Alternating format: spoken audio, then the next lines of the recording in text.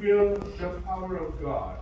Salah satunya adalah kisah mengenai Sadrak, Mesak, dan Abednego. And one of the miracles that he performed is to the Hebrew boys, Shadrach, Meshach, and Abednego.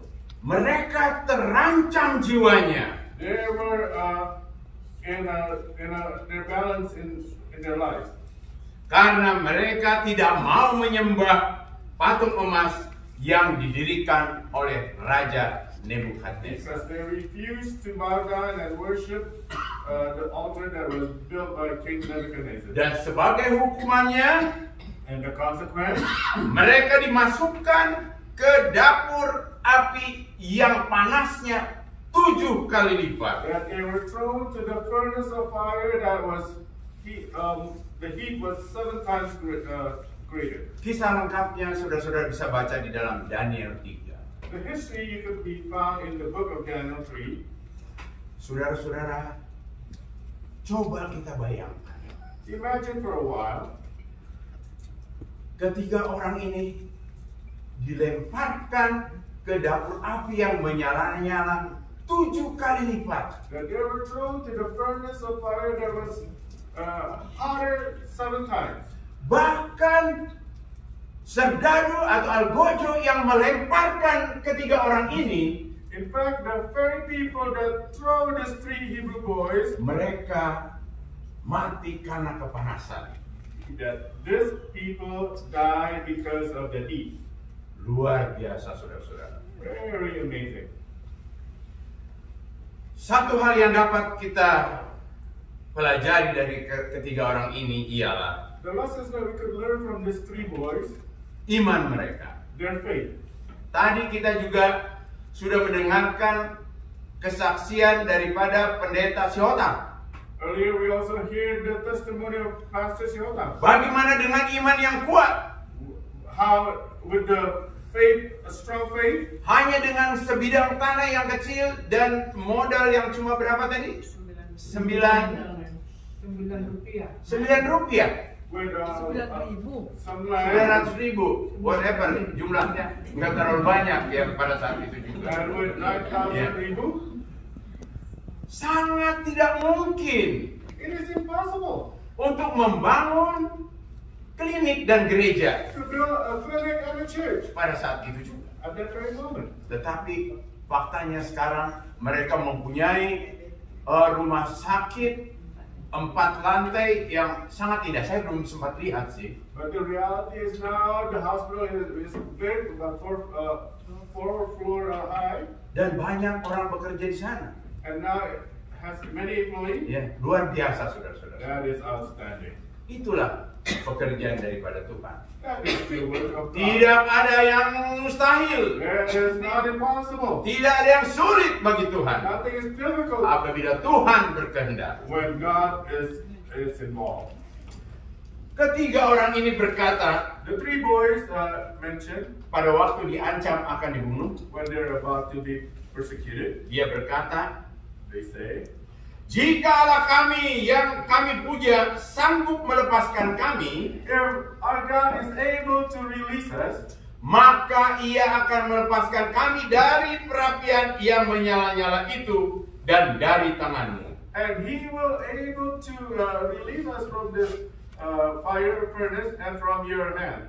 Tetapi sekiranya pun tidak, But even if He does not release us, hendaklah Tuanku mengetahui just know that you, King, bahwa kami tidak akan memuja dewa Tuanku that we will not deny our God dan tidak akan menyembah patung emas yang Tuanku dirikan. and will not bow the gold idol that you have built. Kita semua tahu akhir daripada cerita And ini. we know the end of the story. Ya, mereka dimasukkan They were thrown to the fire, dan terlihat bukan cuma 3 orang, tetapi menjadi 4 orang. and they did not only see 3, but it becomes 4. Siapa itu? And who is that? Itu adalah Tuhan Yesus It is God Himself. yang menyertai mereka That was also being with them. sehingga mereka menjadi selamat. And because of that, they were saved. Dalam pergumulan hidup kita, In our struggle, in in our daily life, sering kita membatasi kekuasaan Tuhan. that sometimes we limit the power of God, Cara kerja Allah. how God works. Kita berpikir, Sometimes we think sakit yang kita alami tidak mungkin sembuh. that the pain that we experience may not be healed, Sudah stadium lanjut, and it's been late stage, dan dokter sudah angkat tangan. and doctor already give up. Padahal saudara-saudara sekalian, And actually, apabila Allah berkehendak, if God is willing, apa yang kita pernah bayangkan sebelumnya, tidak pernah bayangkan sebelumnya, and whatever we never imagined before, dapat terjadi. it can be a reality, Karena mujizat itu masih ada. because the miracle is still possible. Dan tidak ada yang mustahil bagi Allah. And again, there's nothing impossible to God. Tetapi seandainya itu tidak terjadi, But even though it does not happen, kita juga perlu belajar dari Ayub. that we also must be able to learn from Job. Pada waktu Ayub menghadapi segala macam When Job experienced all kinds of cobaan trials dan kesusahan, and tribulation, bayangkan imagine, sampai kehilangan semua anak-anaknya, and he lost all, kehilangan semua hartanya, all his wealth. teman-temannya menyindir dia, All his friends avoid him mengatakan dia adalah orang berdosa. and reveal that he is a sinner. Bahkan istrinya pun meminta dia untuk menyangkal. And even his Tuhannya. wife asked him to blame God. Tetapi Ayub berkata, But Job responds, apakah kita mau menerima yang baik dari Allah, do we only accept the good things from God, tetapi tidak mau menerima yang buruk? but will not accept anything that is otherwise? Di saat kita menghadapi suatu situasi di mana kelihatannya adalah mustahil untuk menemukan jalan keluar When we face the impossible and there's no way out dari pergumulan kita, in our daily life, tetaplah percaya dan berseru continue to believe and call serta berserah kepada Tuhan Yesus. and depend on God. Saudara-saudaraku yang dikasihi Tuhan Yesus, My brother in Christ, saya tadi subuh pagi pada waktu mengulangi bahan khotbah, early this morning as I get review for my sermon, saya ada memosting I was posting di WA grupnya Menton. on WhatsApp group for Menton. Saya lihat yang membaca pada saat itu dan merespon adalah ketua Ciringo-ringo. And I noticed that someone responded, and that is our church elder. Mungkin kalau saudara-saudara sudah melihat, ya saya ingin memberikan gambaran lagi kepada kita semua. Maybe some of you have to look at it, but I want to bring again the picture. Ini kisah mengenai, bisa dibuka di Google ya, saya lihat di Google. And you might be able to look at it, Google. Kisah Paul Richard Alexander. The history of Paul Richard Alexander. Dia adalah seorang American lawyer ya, pengacara He is an American lawyer, dari Texas, Dallas. and he's from Dallas, Texas. Lahir tanggal 10 Januari 1946. He was born in 1946. Pada tahun 1952, In the year 1952, pada saat pandemik polio sedang rame, when the pandemic of polio occurred, ia terkena polio dan lumpuh total dari atas ke bawah. he got this polio and illness and become paralyzed from the neck all the way down. Dan selanjutnya dia hidup di dalam iron lung ya, iron lung atau apa? Paru-paru besi. Ya. And now, because of that, he has living on a respiratory aid Sampai saat ini to this very day. 70 tahun lebih. 70, more than 70 Ya. years. Pada Maret kemarin, Last March, ya, saya baca dia masih hidup. and I find out Yeah. that he's still alive. Berarti sudah di dalam paru-paru besi itu sudah 70 tahun lebih.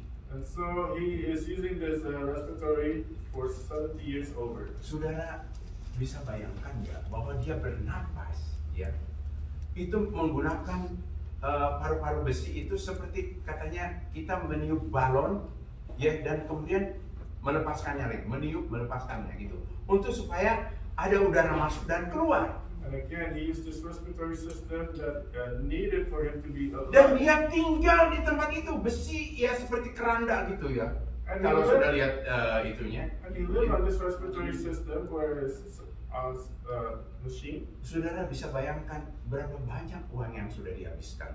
Imagine how much money that he has spent. Tidak dijelaskan bahwa dia itu orang kaya. It was not clarified if he's rich or not. Tapi yang pasti apabila mesin itu stop, And for sure, if that machine stopped, maka Paul Richard Alexander pun stop bernapas. and likewise, Paul Alexander will also stop breathing. Sehingga dalam situasi gawat misalnya mati listrik, So if there is a power failure, orang tuanya harus menggunakan secara manual, memompa. that somebody or the parents have to do a manual pump Agar dia tetap hidup. so that he may be able to continue living. 70 tahun lebih, saudara-saudara. More than 70 years, my friend. Betapa berat penderitaan. How difficult he has to live. Tetapi dia, saya lihat juga di situ dia membaca Alkitab. But he also read his Bible. Dan apabila saudara bisa lihat di dalam Google pada saat dia diwawancara oleh satu stasiun TV, And during one of the interview by the TV media, dijelaskan semua prosesnya.